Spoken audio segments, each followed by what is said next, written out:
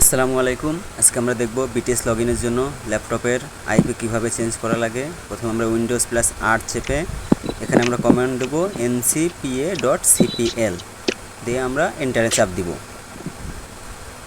ওকেতে চাপ দেওয়ার পরে আমাদের কাছে এমন একটা ইন্টারফেস আসবে। আমরা চাইলে অন্যভাবে এটা আনতে পারি কন্ট্রোল প্যানেল থেকে, সেজন্য উইন্ডোজে আমরা সার্চ দিব কন্ট্রোল প্যানেল ওপেন করলাম।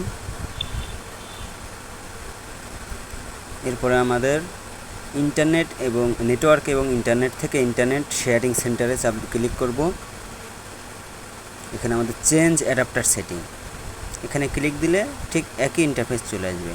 আমরা চাইলে সেটিং থেকে এটা ওপেন করতে পারি। সেক্ষেত্রে আপনার টাস্কবারের নিচে যে ইন্টারনেট অপশন, এখান থেকে আমরা open network and internet setting, এখান থেকে নিচে আমরা দেখব যে চেঞ্জ অ্যাডাপ্টার অপশন, এখানে ক্লিক দিলেও একই পেজ ওপেন হবে।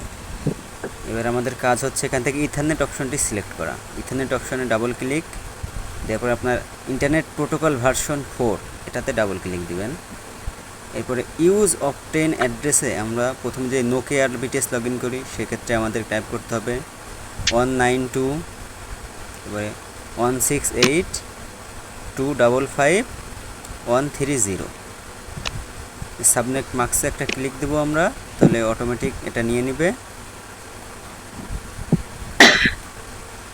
হ্যাঁ, নিয়ে নিচ্ছে। এবার ওকে চাপ দিলে আমাদের নোকিয়ার FSMF লগ ইন করার জন্য আমাদের ল্যাপটপ রেডি।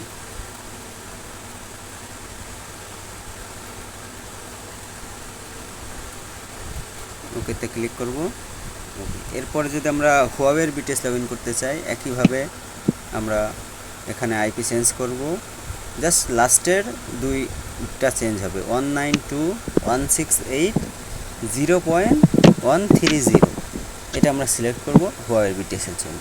জেডটিতে আমরা লগ ইন করতে চাই, সেক্ষেত্রে আমাদের আবারও ইন্টারনেট প্রোটোকল ভার্সন 4-এ যেতে হবে। ডাবল ক্লিক, 192 থাকবে, এখানে হবে 254,